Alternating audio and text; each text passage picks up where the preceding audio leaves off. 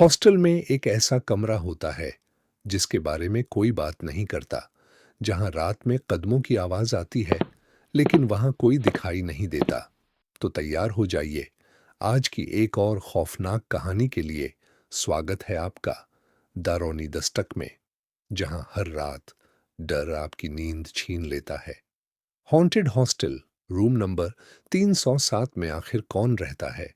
शहर के बाहर एक पुराना गर्ल्स हॉस्टल था। उस हॉस्टल के बारे में एक अजीब अफवाह थी। लोग कहते थे तीसरी मंजिल का रूम नंबर 307 सालों से बंद है, क्योंकि वहां रहने वाली एक लड़की ने रहस्यमयी तरीके से अपनी जान गंवा दी थी।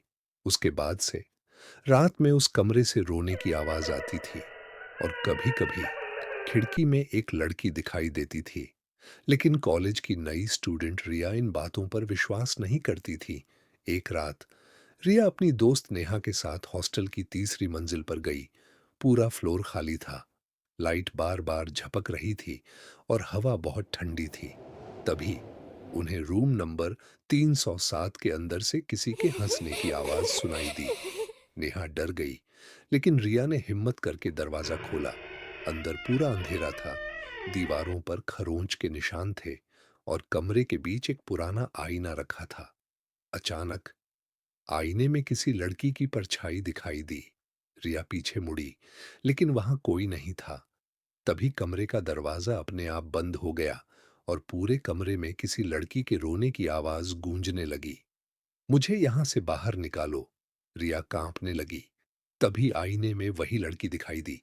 उसके लंबे बाल थे, चेहरा पूरा जला हुआ और आंखें पूरी सफेद। वो धीरे धीरे आईने से बाहर आने लगी। नेहा जोर से चीखी और अचानक कमरे की सारी लाइट बंद हो गई। अंधेरे में सिर्फ एक आवाज सुनाई दे रही थी, टक टक टक, जैसे कोई धीरे धीरे उनकी तरफ चल रहा हो। रिया ने डरते हुए मोबाइल की फ्लैशलाइट ऑन की और सामने देखकर उसकी चीख निकल गई। वही लड़की उनके बिल्कुल सामने खड़ी थी। उसकी गर्दन टेढ़ी थी और हाथों से खून टपक रहा था। वो डरावनी आवाज में बोली, अब तुम भी यहीं रहोगी। अचानक नेहा गायब हो गई। रिया डर कर कमरे से भागी, लेकिन पूरा हॉस्टल खाली था। हर कमरे का दरवाजा अपने आप खुलने लगा और हर कमरे में वही लड़की खड़ी दिखाई देने लगी। रिया जोर जोर से चिल्लाने लगी और अगले ही पल पूरे हॉस्टल की लाइट बंद हो गई। सुबह हॉस्टल के बाहर सिर्फ रिया का मोबाइल मिला, लेकिन रिया और नेहा कभी वापस नहीं मिली। आज भी अगर रात 2 बजे उस हॉस्टल की तीसरी मंजिल पर जाओ, तो रूम नंबर 307 के अंदर से किसी लड़की के रोने की आवाज आती है। लेकिन उस दरवाजे को कभी मत खोलना।